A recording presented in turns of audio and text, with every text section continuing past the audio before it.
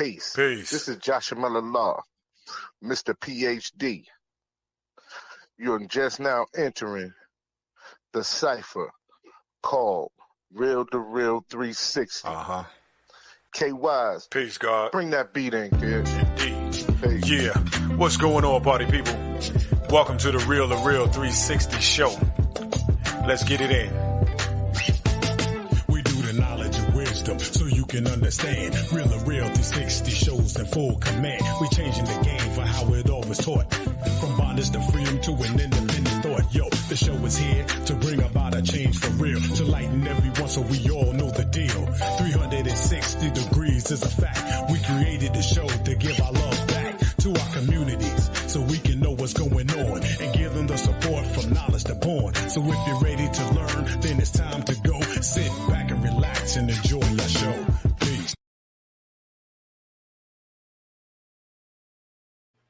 Peace. Peace. How's everybody doing? Peace to Allah's mighty 5% nation of gods and earths. To all the human families of the planet Earth, we give you a love, peace, and happiness. I salute. I be the Lord KYs, a.k.a. Kato, the black superhero. And along with my co-host, Joshua Allah, Mr. PhD himself, we welcome to the Real2reel360 show. We got a dynamic episode for you right now. So without further ado, let me bring on my co-host so we can get this thing flowing and glowing. Peace to Almighty. Peace to all 5% in the nation of gods and earths. Peace to all our followers, subscribers, and listeners. Today is going to be an impactful show. We're going to have a great individual on today, straight out of Far Rock, one of our righteous brothers, Lord Shaheem, also a.k.a. Mr. Maurice Williams. Could you bring him on? Peace. Peace to the true and living. Peace to the God. Peace, guys. Peace. Oh, here we go. Now I can see myself more. Peace. What's going on, brother? Everything is great. Glad to be here. Wanted to actually introduce your foundation, but who better else to do it than yourself than to let the people know exactly what you've been doing for the last couple of years. So I'll give you opportunity to introduce your foundation and what you do. Can you hear me, Lord? I can't really hear you good, God. The connection is kind of choppy, so when you're speaking, it's going in and out. I can't really hear you that well. Okay. Wanted to build with you about introducing your foundation, the programs that you do. Can you hear me? Peace. How you doing, Sean? Peace? Yeah, indeed. I can't really hear you, God. Could you put what you want to put in the? Can you hear me good? Yeah, I can hear you good. I can definitely hear you good. Wanted to see if you could build on the Fatherly Love Fonadation. The Father's Love. The only thing I heard you say was foundation. Yeah, there you go. I said the Father. Can you hear me good? Yeah, we can hear you great, God. We can definitely hear you great. All right, good. All right, so A Father's Love is my agency.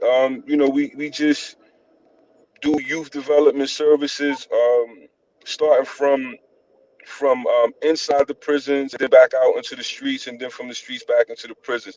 Just youth enrichment services. Just trying to be not young people's father, but like fatherly guidance, fatherly love kind of thing. I find that a lot of the issues that a lot of young brothers that's out here incarcerated or going down the wrong path are facing is due because of fatherlessness or the lack of positive male guidance. You know what I mean? So in a nutshell, it ain't really nothing spectacular. I'm just doing what the lessons teach. You know what I mean? Dealing with equality amongst our culture. So if you pay attention to the lessons, they'll tell you exactly what to do. So I got civilized when I was incarcerated, and I bumped into a lot of mathematics, and it just changed the course of my life. So basically, what I do is just couple that righteousness with love for the community, and just get out there and give it to the kids. The reason I feel like I went to jail was because I didn't have the proper guidance, and nobody was setting a certain kind of example. So I just try to be today for young people what wasn't there for me. and you know, it ain't nothing. I don't really need to be glorified for doing what I'm supposed to be doing. You know what I'm saying? So we just having a conversation amongst men who are conscious or cognizant enough to do what they're supposed to be doing. So I don't really need a pat on the back. You know, again, I appreciate everybody who acknowledge the work, but you know, you can't acknowledge your father for being a father. You know what I mean? That's what you're supposed to do, right? So I'm just doing my part. You know what I mean? And hopefully it'll become a fad that black men are actually taking responsibility for the things that are going on in the community, especially the direction of the young people. You know what I mean? So it's easy to do. You know what I mean? And again, I don't really need no accolades for it, but we could talk about the work and some of the things that I do. But I ain't no more, no more important or special than the next person that care about the community. You feel me? Indeed, indeed. Can you hear me though, God? Can you hear me? Yeah, you good now? Okay. Yes, sir. I can. What was the reason why you started out doing the programs that you've been doing, and what was the initial thought pattern about how to go about doing it? The reason that I actually started is twofold. Like, so I was having a lot of issues with my daughter. Oh, we we got end up lost. getting lost the signal where he is. Ladies and gentlemen, we just lost the signal for our righteous brother who is out in the community as we speak, reaching out to the youth. This a lot of times we don't take the time out to realize how impactful male role models and male mentors are in the community. So when you see individuals who have programs that are out there reaching the youth, then you definitely must, acknowledge the fact that there's men out there that's honestly trying to be fathers and mentors to children that are not even theirs. That's just the community. Because when you think about it, and you look at it, we are mothers and fathers to all the babies that are walking around, inside our communities. So, we definitely want to acknowledge him. Hopefully he can kick back in, be in a place where he can get a better signal. But going forward, Kay, what do you think about, some of these programs and some of the fathers that some of the men that are actually taking the time out to spend time with children being mentors? I salute, because it's long overdue. It's long overdue, especially within the black community and even the brown community. You know what I'm saying? Taking the leadership role and the responsibility of being a man of intelligence and high science. We need to reach back into our youth and educate them and show them, number one, show them the most vital and important knowledge of self, meaning love. You know what I mean? The love that they felt in the womb of their mother, they should still feel it from the father. Okay. And it's very important to reconnect, whether you're a son or a daughter, to connect to your father, because it's the foundation. And we need that understanding. Sometimes we don't always get along. We understand that. But the knowledge is still there. The love will still always be there from one to another, but to get the youth to reach back out to the youth and maintain a solidarity of unity amongst each other is the best part, and it's those programs that are out there, man. We need to support them to the full nine. There's plenty of other programs out there. We just want to showcase them all, and I'm so glad that the God is on here with his doing it, and he's humble about it. He's doing his duty, civilized person. True indeed. He's doing his civilized duty, and we need more stand-up black men to do their duty, or even understand what the duty is of a black man when it comes to the responsibility for the foundation of family. You don't have to be blood to become a family. Let's just make that knowledge known right there. The power of the mind is a great thing when it's applied right into the minds of those who need encouragement, who need enlightenment. These programs like this that the God has is an excellent program. So again, I do give the God a high salute, man. I love that and appreciate you most, God. Peace. Peace. so much. So peace, guys. So what I was saying is that it was a twofold thing that made me start doing it. One, I was having a really tough time with my daughter. You know, being incarcerated. I was incarcerated when she was born, and so by the time I came home, her mom had moved on to somebody else and had a kid with them or whatever. And so now I'm kind of like in the way because they have a family structure and whatever that may be. And it's, you know, it was just very hard for me to acclimate, you know, into her life as a, you know, from 5 up until now. She's 30. And so I had, you know, and I only have one child. And so, you know, it kind of like broke my heart. And so I was talking to my mom about it a lot, and to the point where she was like, yo, you know what? I'm tired of hearing about that. That's kind of like your cross to bear, and I don't know what to tell you. So you might need to start a blog or something. She said you should start like a father's love blog or something and see if other men are experiencing what you're experiencing. And so that was like in, you know, maybe 12 years ago. And so when she said that, I started a father's love blog. I started it on Facebook, and it turned into this. It turned into youth development. You know, I was in college at the time, uh, going to school, and I obtained a master's degree and all that stuff. And I'm like, at that point, I started writing curricula for the college, communication curricula. And so as an adjunct lecturer, you know, they don't pay you a lot. So I'm like, yo, I'm doing all this work, you know, writing curricula for all these people for this university. They getting paid. I'm only getting crumbs. I could be doing this for people in the hood. So I got in contact with somebody that I knew that worked in Rikers Island.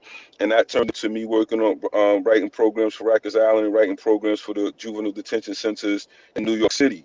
And then it just turned into, you know, into more and more and more. And then as I started to see the need for what I was doing, it turned into activism. It turned into crime prevention. It turned into single mother initiatives. It turned into anything that I could think of to connect the community in a way that we've been broken. Again, I just try to be what wasn't there when I was growing up. So on some real stuff, like when I was growing up, either you was a robber, a killer, a pimp, or a drug addict.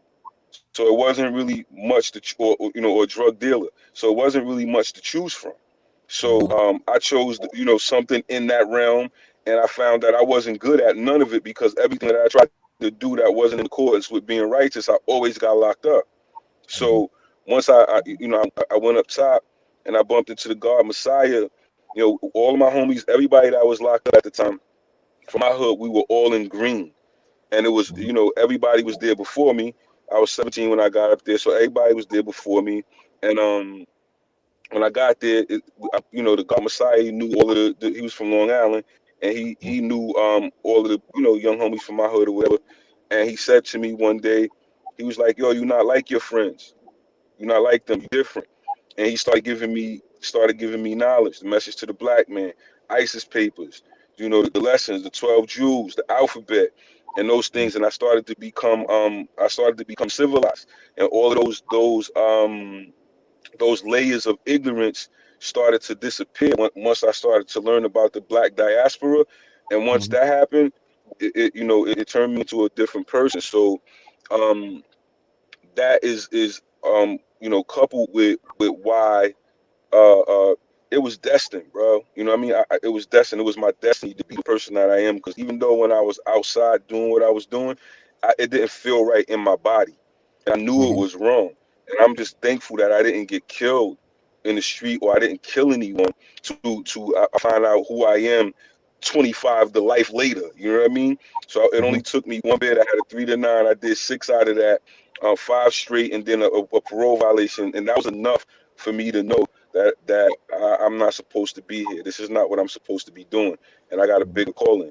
And so the other part, I like to call it a sandwich. The other piece of the bread, which is the top bread. My daughter's the bottom bread. I'm in the middle, and my father's the top bread.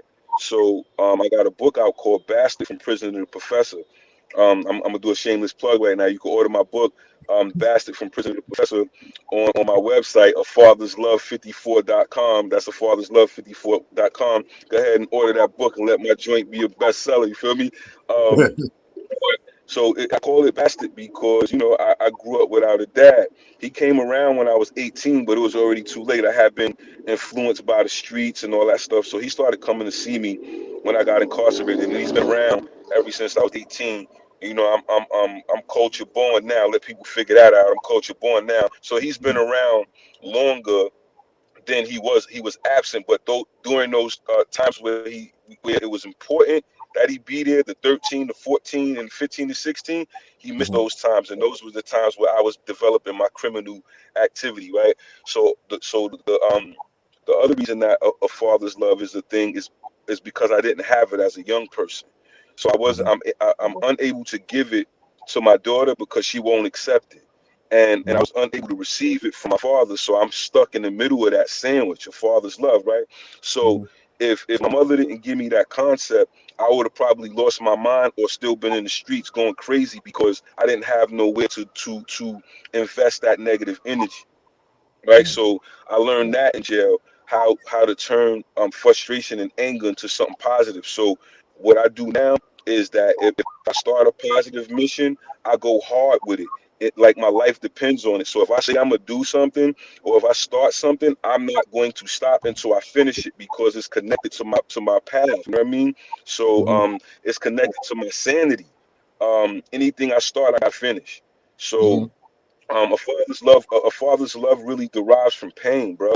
Not being able to give it and not being able to receive it. And so it's my outlet because if I didn't have a father's love, I don't know what I would be out here doing. You know what I mean? So this company is actually, so each young person that I deal with, I really love them. This is not about numbers for me. This is not about accolades for nobody. This is about what the universe wants me to do. And if I don't answer this call, I'm gonna die. You know what I mean? So this a father's love is my life.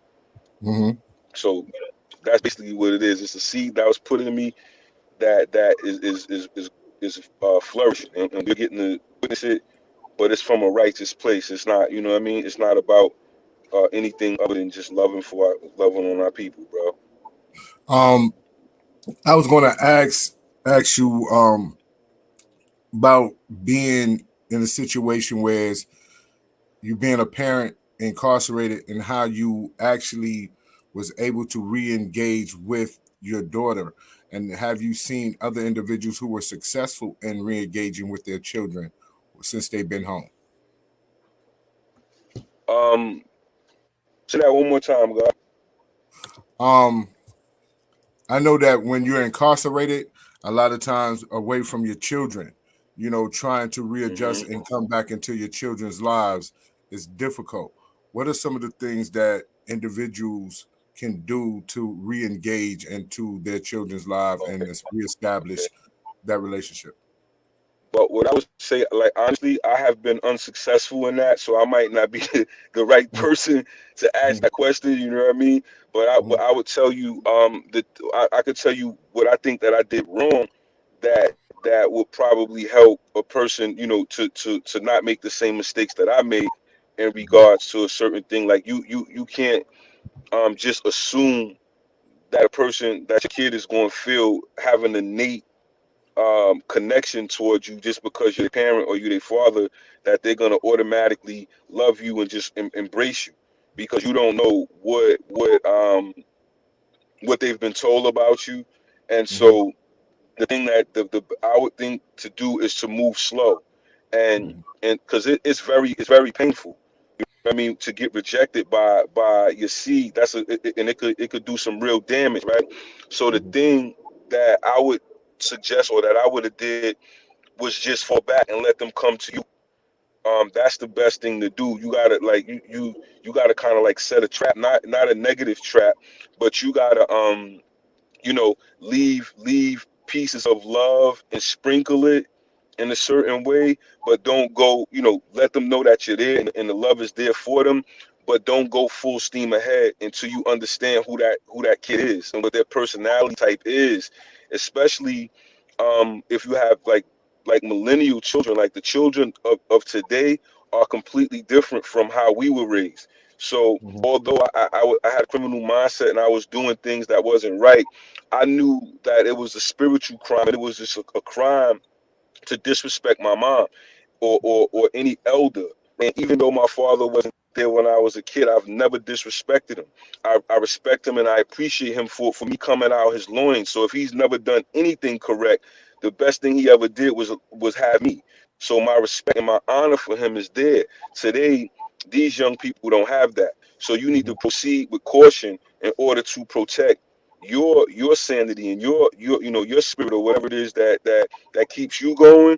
You can't just love them blindly, and I know that's hard. That's a hard reality, but you can't love these kids blindly these days because society, this computer world, has entered their realm and their mind, and it's like we living in the Matrix for real. I don't know if y'all saw that movie, but we living in the Matrix for real, and so a lot of the kids think a lot of things that's fake is real. So we dealing with stuff that we know is an abomination. We know that, but our kids think it's actual fact. So how do you deal with that?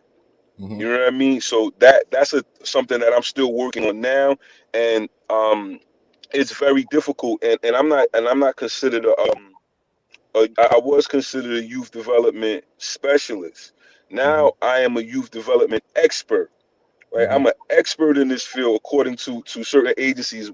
One of them is ACS in New York. Right, I'm an expert in the field, and what I do know is that our young people are dealing with knowledge. Right, I'm gonna break it down in righteous terms so we can understand. Then I'm gonna put it in layman terms so the world can understand. So when you have knowledge and no wisdom, your understanding is off.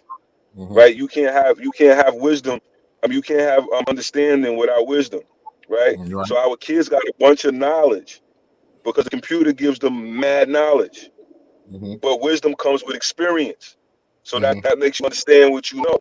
So our kids got a bunch of knowledge, but they don't have any wisdom, and their understanding is totally off. But they will stand up there with you with that twisted understanding, and you have to take that and you have to deal with that.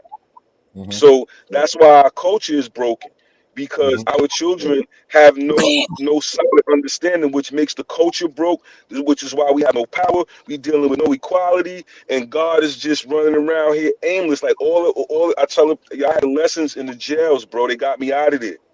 I brought 120 in the jails, and we can't build because knowledge is not manifesting. It's not going through the channels. So that's why our community is totally broken because our young people have knowledge with no wisdom. So the rest of the rest of the chain is totally off. That's what I see. So in layman terms, in 85 terms, is they have principle but no perspective. Right? So they have the principles of how things are supposed to work, but their perspective is off. And so again, it's back to the understand. Is no understanding because their perspective is totally off. They looking at the internet. They got these microwave educations. They got these memes. They got all this crazy stuff that the computer's putting in their head. So we got young people that think they just as wise as people that's twice their age. But that's the computer. So now we got to teach through that. I got a method through that too. So my method with for everybody to know, one of my methods, I put it out there because it's no secret, right? The thing is to relate to them on their level, right? So when you start to what I've learned to answer your question, how you relate and how you get those relationships to be okay is by relating to them. So you got to come out of the fact that you know all of what you know and knowing that your perspectives is right, knowing that you got the understanding, you got to come out of that and let them think, and you got to follow, like get on their level. Whatever it is that they doing, you got to let them do it and just guide them there. So it's no, do it this way. It's like, oh, all right, you want to do it that way? You know it's dead ass wrong, but you got to let them do it, walk them through it, and just be there to support them when they make a mistake. But you can't tell them not to do it because if you tell them not to do it, you're gonna lose them. So you gotta let them do it and then support them through it and hope they don't fucking die or go to jail in the process. But you gotta let them do it. Oh, I understand why you see it that way. That makes sense. All right, we're gonna try it your way, and then let them try it their way, fuck it up, and then they're gonna come back to you and be like, "What you think?" And so that's how I win the trust of them, because I get on their level and I follow them first. And once they don't work, then they'll be willing to more prone to listen to what you say. But to answer your question, is just let them run it. This is a young man's world, right? And this is a young people world. So let them run it. And when they fuck up, then that's when you come in. That's the best solution that I got to make it a cohesive relationship with young people. If you go and try to tell them anything, they not listening. That's basically what I got. You got I was going to ask you, because we had a show yesterday dealing with a brother who works in the same capacity as you do in ACS, and professionally I work in the same capacity as you do out here in the District of Columbia. So Yes, sir. the question that I wanted to ask you, do you think that before an incarcerated individual come home, that him and his family go through a restorative justice period to try to heal some of the damages before he get home, so he can establish himself, you know what I'm saying, with his family? Certainly, certainly. And to add to that is identifying trauma and Mm-hmm. identifying triggers. You know Mm-hmm. what I mean? I think that you need to know what your trauma is, and you need Mm-hmm. to know what your triggers are. And Mm-hmm. so you can maneuver around those things. But then it's another level to this thing, right? It's mental illness is a serious thing, Right. right? And so we have to be. That's the biggest thing. Like most black people are suffering from some type of post traumatic slavery disorder in some kind of manner. All of us, Mm-hmm. right? If it not you, maybe your grandmother, right? So that shit comes down to all of us, right? So did a little bit of research on mental illness, right? So we got to be able to, and a lot of families have mental illness in them, right? We have these family pathologies. So as men of a certain age, you got to understand what your family pathology is, and it starts from the fathers too. Fathers Mm-hmm. can't leave their kids, and Mm-hmm. you got to stay around your children to help them through the pathologies that your family have, because they don't know. Right, so Mm-hmm. so say if you got alcoholism in your family, that's a pathology. You got drug addiction in your family, that's a pathology. Whatever it is, you have to be able to identify those things so you can know to we call them generational curses. Mm-hmm. Right, so we have to be able to identify those generational curses. But with the mental health piece, I wanted to say this, that it's different kinds of mental health issues, right, that people don't really pay attention to. It's biological. That's one kind, right? The biological kind is the kind that you're born with, that's in your family. You can't help that because you're Mm-hmm. born with it, right? Then they got environmental mental illness, where the environment makes you mentally ill. And then you Mm-hmm. got situational mental illness, where a situation can make you bug out, right? Mm-hmm. So we got to pay attention to those things, because sometimes the kids, it's just the environment.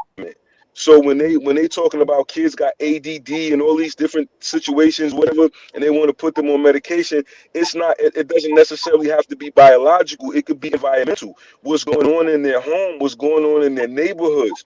Or you have a situation that's traumatizing, and it makes you don't know how to deal with it, so it makes you act out. So we have to be able to identify what kind of mental crisis that a young person may be in, so you can get them the proper help that they need. And that's with adults too. So you have to be able to see, like if you lose your job, somebody, you got $100,000 job, whatever, you lose the job, you lose your crib, your car, your girl, all that stuff. You wasn't crazy before that. Those situations made you bug out, Mm-hmm. right? So how do you help a person? But if you're not able to identify those things, and people around you who are around you, that if nobody around you to love you and help you go through those things, then you look like you crazy. But it's just a situation, and all you need is for somebody to be like, yo, nah, don't worry about that, man. You're gonna get all that back, bruh. You know what I mean? Mm-hmm. All somebody gotta do is say to you, look, you know what the good thing about being on the bottom? Because the only way you could go from here is up, bruh. And Mm-hmm. that's all it might need to be. But some Right. people might want to write you off and make make you bug out. So that's a thing. Uh, uh mental health is a main factor in that, if that answers your Right. question. Indeed, it definitely does. We talk about mental health and having PTSD. Some say, saying post-traumatic slave syndrome and things of that nature, but also too growing up in neighborhoods like we all grew up in, seeing the things that we did see, had nothing to do with the actual slavery part. It had something to do with environment. So a lot of us have been to war and never been to the military. And people don't realize you can become shell shocked just from growing up in the streets. So That's a fact. being in situations where, as grown men, I always say that if we stood on the corner, you hustled, you engaged in criminal activities, you were part of the reason what you see today, because you taught the young how to do the things that they do, and you made it glorified to them. So now you have to get to the point where you reversing the polarity and trying to go back and teach them better than than you were taught. So we look at those things, and at this point in our life, I was watching like your feed earlier today. I was watching your feed Mm-hmm. earlier today, and I wanted to acknowledge what you were dealing with today, because I think that was a real important thing that you stood up for today. It was your cousin who has been wrongly accused and incarcerated, and that happens to a lot of us who grow up in the neighborhood, who have dirty and corrupt cops who pin cases on you, and you end up doing a lot of time for somebody else or for something you didn't do. But I wanted you to get an opportunity to go ahead and speak to that, and maybe people can hear and stand with that cause. Facts. So my cousin, his name is Malik Jones, and he's been incarcerated now for going on 30 years in Connecticut for a murder case that was pinned on him. So back in the days, people was going out of town doing what they was doing, and he was doing what he was doing with his homies, making money, doing what people was doing back in the 90s. And Mhm. a case happened where someone got hurt. He wasn't there. It's witness testimony that he wasn't there. He was actually asleep at the time of the occurrence, but he was just a known New York dude for being out there. So the police just wanted him off the streets. So they they didn't take into account any of the witness testimony that would have cleared him that day. The person who they said who so say it was a girl. The guy's girlfriend didn't know my cousin. She was there when the situation happened. She didn't even know who she was. But when they showed her him, she was like, I don't, that's not the person. That's not the person. They suppress all of that information. They suppress all the witness information. It's a lot of particulars in the case that I'm just coming to find out about. So I don't really want to elaborate too much. But we was in his hood, and now this is 30 years later. And streets be talking, right? So we pulled up on the same block, and there's dudes out there that been out there since he was went to jail at 19. He 49 now. And it's dudes that was out there from that time. They our age, and so when we came out there with the cameras and the news crew, whatever, as talking to people, everybody was willing to talk. So this is how I know that the case, and they went and got this lady. They was like, hold up, he was with her, and she came out and gave her account of that whole situation. And this is how I know that he didn't do it, because when people bring cameras out in the hood, and we pulled up on a store, dude was obviously still hustling there, right?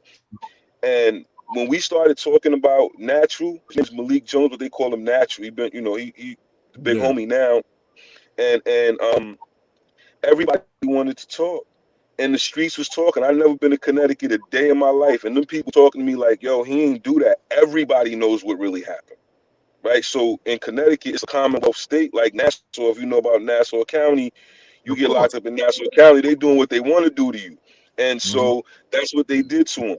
And so the crazy thing about it, we in front of the courthouse protesting, right? And before we even got to the courthouse, I'm walking down the block with his mother. And white people are just looking at us like what are you niggas doing here? They don't know where we going. We ain't protest. We ain't say one word. But they were just looking at us like they didn't want us there, right? Mhm. So, and I'm like, damn, this is 2022. In 1991, I can imagine how that racism was. So their courthouse is like a municipal building or something. It's mad small, and so it looks like you would just go in there and they gonna finish you, bro. They Mhm. gave that boy 65 years, man. They gave him 65 years, and they did not take into account any of his witnesses' testimony. Any of them. And this is the kicker. The kid who actually did it got 2 other murder charges of that he beat. And then one he did a bid for something, and he admitted in court that he did it and my cousin didn't do it. And they said, nah, you lying. Because they used his testimony to convict him. But this is how ill he is. He the nigga that did it. And he put it on my cousin. But the police wanted my cousin because he was from New York up there making noise, and they wanted him off the street, and they put that body on him Mhm. and suppressed all of the witness that would have cleared him that day. They said the kid car got shot up. Some witness testimony said that they saw my cousin shooting up that car with 2 chrome silver pistols, 2 semi-automatic pistols in both hands. My cousin got locked up. His wrist was broke. 3 of his fingers was paralyzed. His arm was in the cast. There's no way he could have had 2 guns in his hand because his wrist was broke and 3 of his fingers paralyzed. So it's a bunch of stuff in the case that's not right, that don't add up, the ballistics, none of that. And all of the witness testimony was thrown to the side. And he's been incarcerated for 30 years. They offered him 12 years. And he didn't take the 12 years. And he said, his mother told me today, he said, Ma, I've never killed anyone in my life.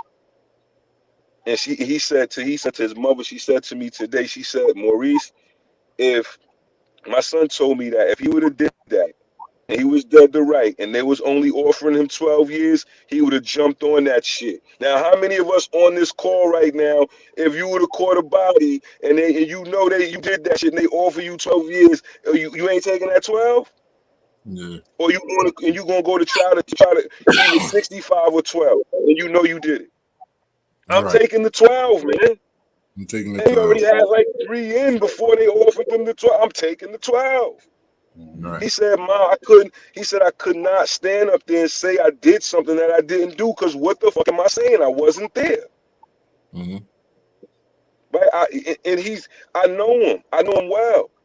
He was about money. He wasn't about killing nobody. You know what I mean? But you in Connecticut, and when you see like this little fucking courthouse, man, you see these people. It was people in this trial. They was falling asleep. The judge went to sleep at the fucking trial. And she fell asleep in trial, and they was like, yo, why were you asleep? And then she was like, I was just resting my eyes. Jurors was fucking asleep Wow. in his case, right? Like, his fucking case is twisted, and he needs to come home. And Mm-hmm. so I'm all over that. I'm all over that. You know what I mean? And it's crazy. It seems like, my little cousin Destiny, rest in peace. She was murdered by her baby father. Um, approximately 3 years ago. He shot her in the face, put her in the trunk on her birthday, November 3rd of 2019.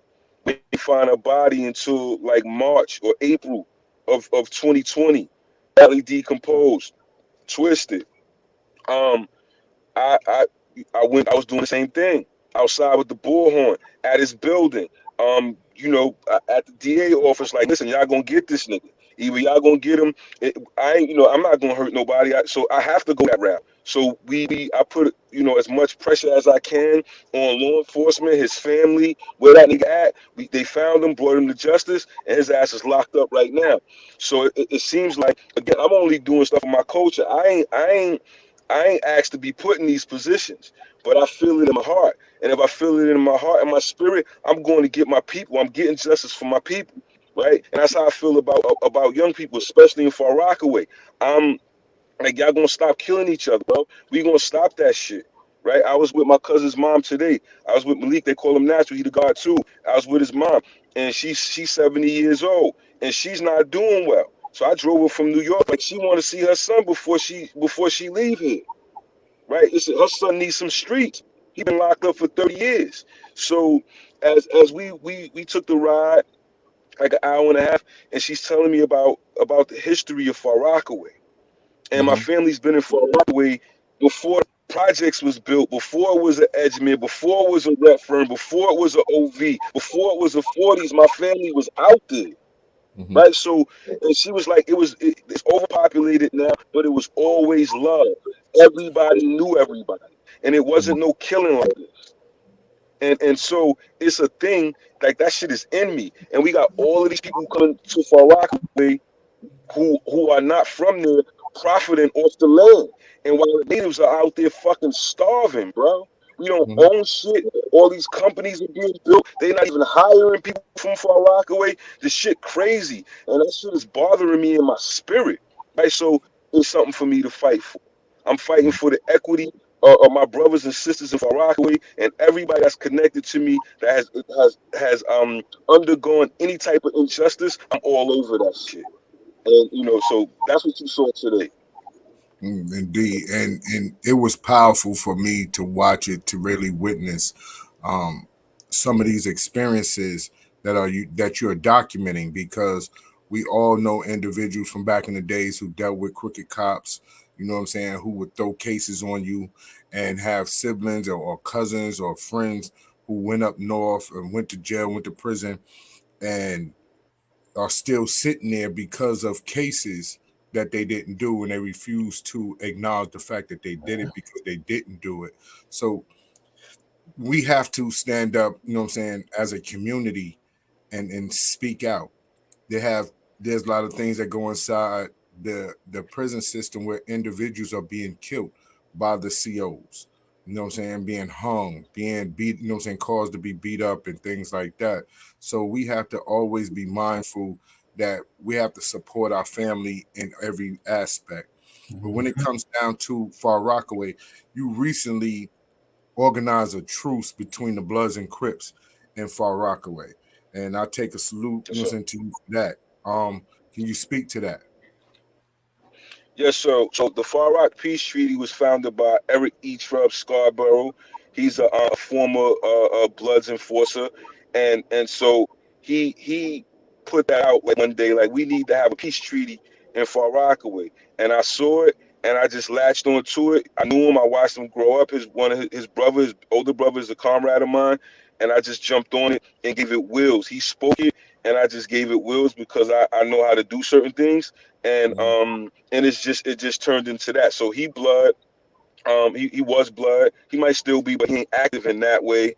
And then, I know a couple of Crips, and one main one in Far Rockaway. And this is the third annual. So the first one we did, it was the same thing. It was mad big, and it's just to bring awareness. Like, you could rap, what the kids call it is jacking. You could jack whatever you want to jack, but it ain't nobody got to die, right? So it's no beef with the Bloods and Crips where it stemmed from. In Cali, the Bloods and Crips in Cali ain't going at each other. They ain't got no serious beef like that.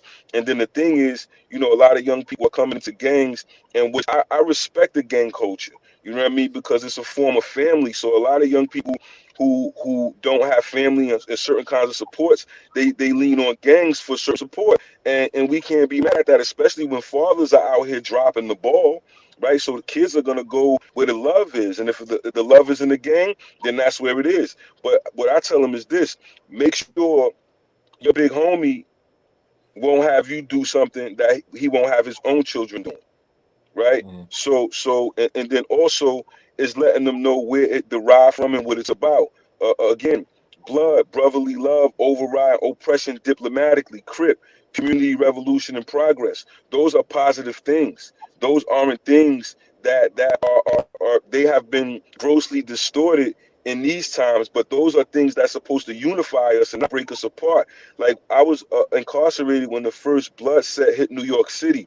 It was the non-trade gangsters, and the non-trade gangsters came about on Rikers Island because of the Nietas and Latin Kings. They were attacking black men who weren't Muslim or God body. So I was always studious when I went to jail, so I wasn't never connected to that bullshit because I didn't want to be there. But and fortunately too, it was always a lot of Edgemere dudes or Far Rockaway dudes, specifically Edgemere dudes. Every time I was incarcerated, so we was our own gang. We didn't ever have to, I ain't need to be in a gang because it was mad dudes from Far Rockaway and we all fight. So it was like that, I ain't had to become a gang member. But a lot of my homies became Bloods because of the Nietas and Latin Kings. So they came together to protect themselves against, we used to call them Germans, right? They came together to protect themselves against the Germans. And that's what it's about. So now it turns into all these other different things where they come out into the community attacking people and doing all these other extorting, shit like that. And that's a complete, it's the complete opposite of what it was created for. So you know so I get out and I try to advocate that inside the peace tree and so it's different patches in Far Rockaway where it's different gangs that's doing this beef is crazy because it's like these are our sons, right? Like so I'm a man of a certain age and it's dudes that's my age and they all the guys from our era, these are our sons and grandsons that are killing each other, bro. And now age is going down. So when we was young, it was a travesty when an 18-year-old, 17-year-old person, 16-year-old person died. It was a fucking travesty. Now it's 13 and 14 and 12, bro. Right, so the ages is getting younger and younger, where the kids are carrying weapons and letting them go. And so it's a young man, J. John Burnett. He got killed on Mott Avenue in the train station. He was 15 years old. He got killed on the A train on Mott like maybe 3 weeks ago by a young man. Yeah, young man was 18 years old. And so when he got incarcerated, he just looked like he didn't know the severity of what he was doing. He doesn't even realize the severity of what he did, right? So he killed a 15-year-old boy. 15. And the crazy thing about it is that this kid didn't get charged for the body for killing this young man. He got a gun charge, bro. Right? He got a gun charge for a murder that's on film. He got a gun charge. So what they're telling our young kids is that it's okay to kill yourselves, to kill each other, and you're not going to. The consequences are not going to be hard. And then we got these OG dudes, because this kid was 18 years old, looked like he was scared to death. Where did he get that gun from? Where are these 15 and 16-year-old kids getting guns from? They're not going down south getting guns and putting them in their own hands. Where are they getting these guns from? It's dudes that's our age. And I know that for a fact. These dudes didn't do what they were supposed to do with their lives. And so they're in the hood perpetuating violence with young people because they don't fit in society in the right way. So they have to utilize the ignorance of young people in order to maintain. And this was what the lessons teach. The worst devil is the black devil, and it's a lot of black devils in our neighborhood giving young people guns and perpetuating this cycle. Them dudes need to be removed. The reason why the stuff is going on in our hoods the way it's going on is because the older dudes who didn't do what they were supposed to do with their life are still out in the streets perpetuating that bullshit. That's the main problem. Because the young boys are only going to do what they see the OGs do. Period. So the reason why that shit is going on is because the leadership in the hood is poor. So that's growing up, it was the gods, it was Zulu, it was the Rastas, and you know what I'm saying, you had, I guess the Spanish cast was the Latin Kings. But for us as a it was the gods, Zulu, you know what I'm saying, Rastas and things like that, and then individuals started making posses, right? I never saw the California gangs coming to New York because we've always dealt with knowledge. Whatever situation we was in, it was knowledge based, whether it was with the 5% Nation, whether it was with the Zulu Nation, whether it was whatever faction that was on the streets at the time, it was knowledge based for the most part. So I never saw gangs being able to come to New York and take over like they did, and they have definitely swamped the streets of New York. And you touched on something that was meaningful because, like you said, these are our children and grandchildren, right? Yes, And sir. Yes, and the sir. thing about it is, we got knowledge of self, right? So the application, you touched on something about knowledge and wisdom earlier in the conversation. The application of knowledge has never been bestowed upon the family. So you removed yourself from that equation once you brung life into the situation. You brung life, you brung physical life, but you allowed your family to remain mentally dead. And these are the things that we see in our community, because if you was teaching righteousness at home, because it says, as we are taught, that we're supposed to be seen at home and abroad. So home always come first. So being the fact that you didn't teach at home, and now your babies are out here in these streets, causing confusion, causing devilishment. Hold on for a second, God. You let me in. You see me on the other one? Yes, indeed. Let me in on that one because That that phone is better. Okay. All right. So it's better. we allow these things to happen because we didn't teach righteousness at home. And the more and more we see things, because I'm gonna tell you, I'll be honest. I remember being in the 90s, we was on Mott Avenue, because the little spot by the train station used to sell the beef patties or what have you. And we used to be up there, and we used to have ciphers down there by the real estate right across from what's the name of that supermarket? Right across from the supermarket on Mott Avenue, right next to the train station. So we building, and a brother, an 85 brother, I guess he was a blood brother.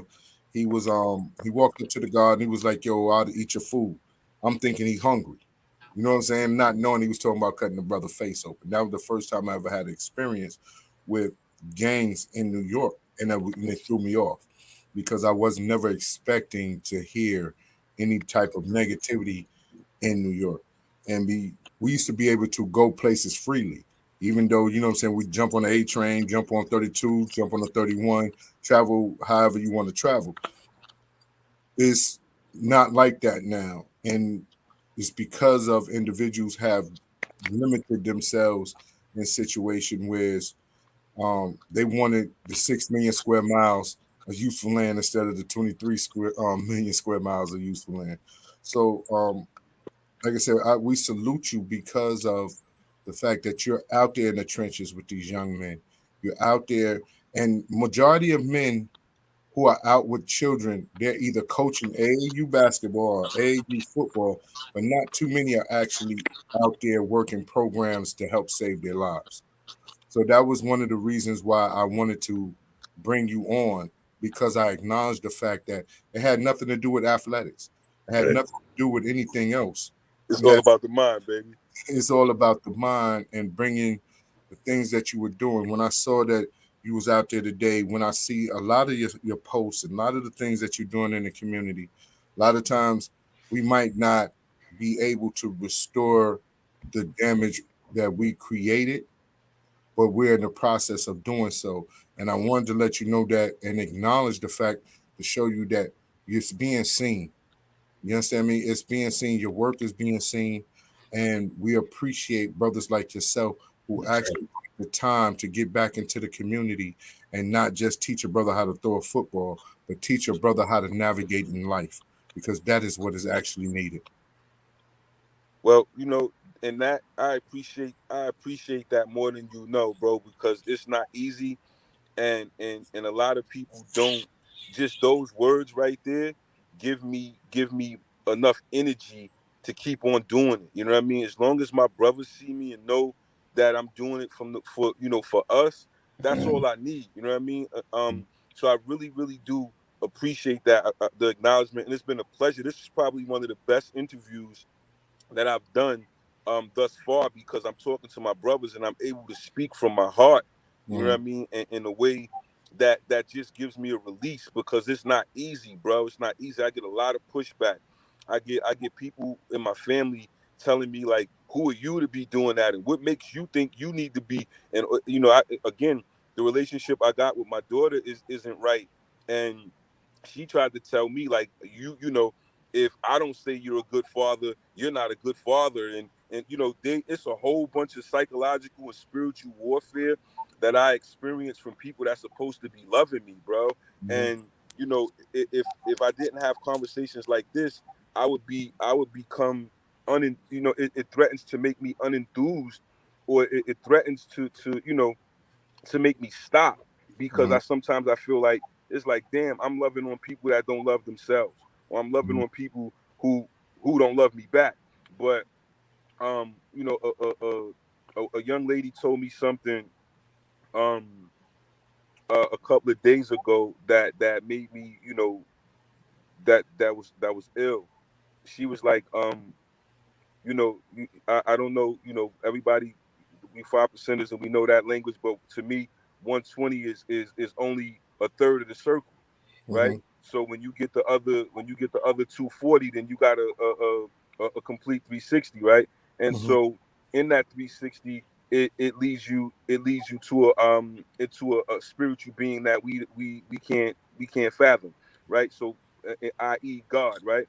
And so this young lady told me that God loves you because he's letting you see how his heart feels when he loved people that didn't love him. And so you getting to see how Jesus felt for loving people and that didn't love him back, and that gave me a different burst of energy. And I'm not doing it for people. That's why I said to you earlier, I don't really, it don't matter what people think, because I'm doing this for, it's a calling that has nothing to do with man. This, you know what I mean? Because people, my heart, they don't understand, bro. Like, I don't. The only people who love me is my wife and my mother and my sister. Everybody else is just opposition, friends, close family. You know what I mean? So even some of the guards, man, like some of the guards looking at me like, you know, they supposed to be helping me. Where you at? Where you at, guard? You raised me. You know me. Where you at? Why you ain't helping me? Why you ain't advocating for me? Why you don't post me on your page, God? Like, why you ain't supporting me? You know what I mean? So people, they do a lot of this shit, but where you at? I invited the guards to come to the rally, to the march. They ain't come, right? So I'm out here by myself, but I'm strong. I've been a warrior since I was a kid. I'm a warrior. You know what I mean? So I could do this shit by myself. I don't really need no help. But I asked, and where they at? The same people that you said that was like, yo, tell them I said what's up. Where your ass was at? Because I invited you. Where was you at? They ain't come. Right? So I don't fuck with nobody. My catchment area is from 25 down, 1 to 25. If you over 25, I ain't really rocking with you like that, because you got your mind set up and you see what I'm doing. You see me. You did your part, though. Y'all did your part. You see me and you like, you know what? Let me put him on my platform because I respect what he doing. But it's guards out there that watch me grow up and they ain't helping me do shit. Right? And that's just like in the 90s, and they dropped the fucking ball. They dropped the ball because they worrying about themselves, looking good, shining, and being that nigga. But you ain't out here helping. So that ain't righteous to me. That's some bullshit. So but I don't be saying nothing though, right? But people, yeah, man, you people come under the name, but they ain't repping that. You ain't dealing with equality in the hood. You ain't out there you ain't helping. You ain't fucking helping. So And God, I tell you, and I'm gonna say this to you: the righteous is always persecuted, right? And it's not about, anything else. When we walk the path that Allah made, that, being 5%, we understand that's a small, minute population. There's a lot of people that will come amongst you and say they are 5%, and really they're just 85% with library cards because they have access to information and don't say that. apply it. You Say know what I'm that. saying? And when it comes down to the community, we don't look at community as being home anymore. You understand me? We look at community as a place we go visit and step on. You know what I'm saying? That's it. There's, That's it. there's no energy there, or you don't feel any connection there because you felt like you made it out of certain situations. But God, I want to say, because we're coming to the end, and I want to say thank you so much for coming on, because it's inspiring to see brothers get in the hood, and selflessness is a key to everything you're doing. So the things the ciphers you're going on with your own personal family will, be shown and proved, and be better in time, because individuals have to acknowledge the work that you do and eventually. But also too, I appreciate you, brother. appreciate you too, Lord. Also too, I want you to plug your book in again so people can go out and go on Amazon or wherever they can get that book, and we make sure that the God is a bestseller by this time in January or February, Facts. A Father's Love 54.com. That's AFATHERSLOVE, the number 54.com. And you could get my book, Bastard. Get you some apparel too. We sell A Father's Love clothing and all that stuff. Which both of y'all could do. I got a free hoodie or a hat for both of y'all. Text me your sizes, both of y'all, and I'm gonna send y'all a hoodie or a sweatshirt or something. I'm gonna send y'all something. Just send me y'all sizes and I got you. Appreciate and I you want so y'all much. to rep. All I need y'all to do is just put it on your social media, and You already y'all know got to that. interview me again, because this is the best interview I had in a long time. So I need to come back. You already know. Invite me back, brother. We gonna definitely talk about locking you in for January, because we got a spot for you in January. You know what I'm saying? Bringing in the Gregorian calendar. And that's where it's bomb. But want to say thank you for the work that you do. Thank you so much for the work that you do, God, because it's needed. Thank you, brother. It's needed more than just throwing the football around or teaching a brother how to do the sham guard or the crossover or the jump shot. It's teaching the brother how to survive in today's society. So I definitely appreciate you and appreciate all the work that you do. And just give us 2 minutes after the end of the show, and we'll chop it up a little bit. Hey, okay, you know what time it is, bro? True indeed, true indeed. Peace and blessings to everybody that was listening, to our fans, our followers, our subscribers. We want you to salute and follow. We want you to follow, like, subscribe, and support our brother in God and with his books and with all his endurance for fatherly love. Let's show that. Let's show up and show out. You know what I'm saying? Because this is what we're here to do. So we're not going to hold you up much longer, people. We love you. To a nation, to our mighty 5% nation of gods and earth's peace, to all the human families on the planet Earth, and give that love, peace, and happiness salute. And Ja, who we got coming up for tomorrow? We got Lynn Myers. Coming up, sis. Yes, yes. All righty. So peace, guys. I'm gonna pull y'all in the background, and you know how we do. No question. All right. Thank y'all once again for tuning in. And like I said, we can't do this without y'all. And we appreciate y'all. Continue to like, subscribe, and support us. Hit us up on the Cash App. We have dynamic shows coming up for each and everybody to chill into and get into. All right. So again, peace.